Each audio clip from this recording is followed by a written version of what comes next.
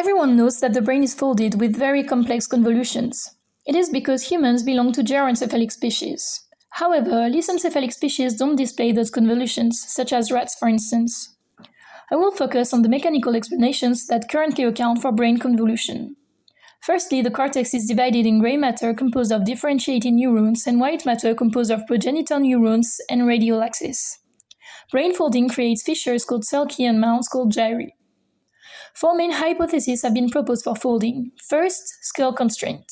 The brain grows and grows in a rigid skull and then the brain folds. However, this hypothesis is wrong.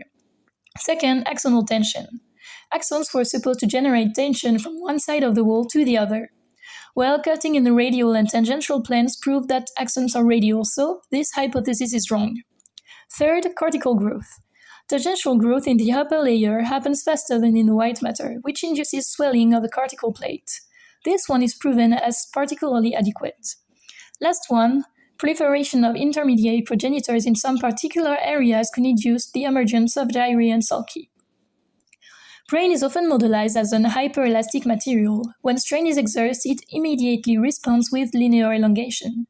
A model which is often used is the Neo-Hookean model in rheology.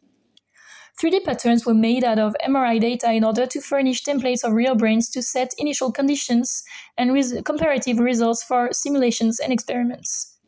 Experiments were run with elastomer gel coating a brain gel following the MRI template. Once in the solvent, it started to swell qualitatively as a real brain. Simulations were run with the hyperelastic model showing that tangential growth and radial growth in the white and gray matter imply stress and the formation of wavelength depending on growth, but also elastic moduli and thickness of the cortical layer. It showed results consistent with MRI data. To conclude, brain folding can be approximated through experiments and simulations.